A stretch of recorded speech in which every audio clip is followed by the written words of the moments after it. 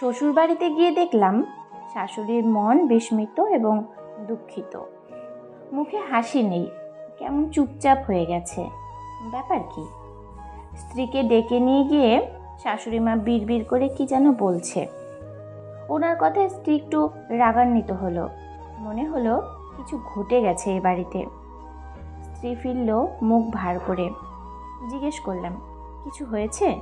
স্ত্রী মুখে মিথ্যে হাসি এনে বলল, না, কি আবার হবে। তুমি রাতে কি খাবে? তুমি তো জানো আমি বাছবিচারহীন, তাহলে জিজ্ঞেস করছো কেন? না, এমনি। তুমি বসো, আমি রান্নাঘরে মায়ের সাথে আছি। এটা বলে স্ত্রী চলে গেল। মনে খটকা আরও বাড়তে লাগলো। কথা বলার ভঙ্গিতে ফোনটা কানে রেখে রান্নাঘরের পাশে গিয়ে দাঁড়ালাম। স্ত্রী বলল, এতদিন পর লোকটা আসলো আর বাড়িতে রান্নার কিছুই নেই, কি ভাববে লোকটা? মা দুঃখিত স্বরে বলল, তোর ভাইয়ের কলেজের টাকা দিয়ে খুব হাত টানের ওপর আছি রে মা, কি করি বল তো? স্ত্রী বলল, আচ্ছা, ডাল আর ডিম ভাজাই করো, ওর খাওয়া নিয়ে কোনো সমস্যা নেই।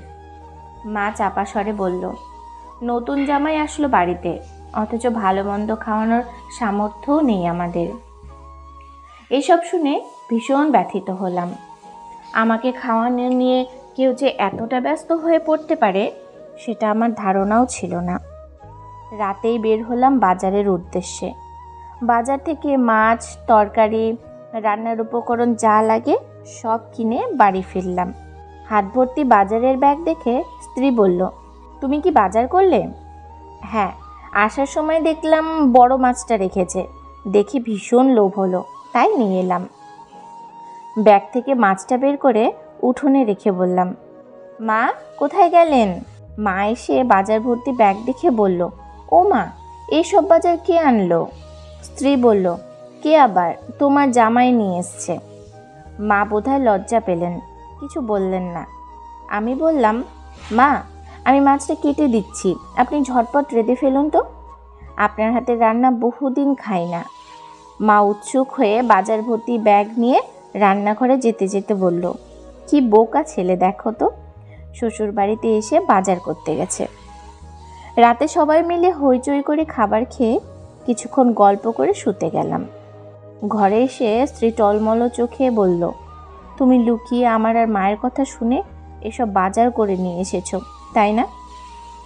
হেসে বললাম, তো কি করব, শাশুড়ি মা তো আমার বাইরের মানুষ ভাবে, তাই লুকিয়ে শুনতে হলো।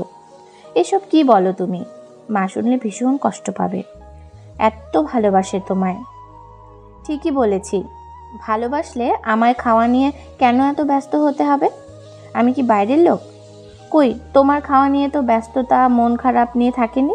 খাওয়ার জন্য তো এখানে আসিনি, হাসি আনন্দ একটু ভালো থাকার জন্য এসেছি।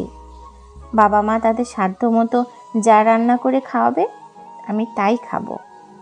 স্ত্রীর চোখ ভর্তি জল, ঠোঁটে মিষ্টি হাসি। এই হাসি আমার ভীষণ প্রিয়।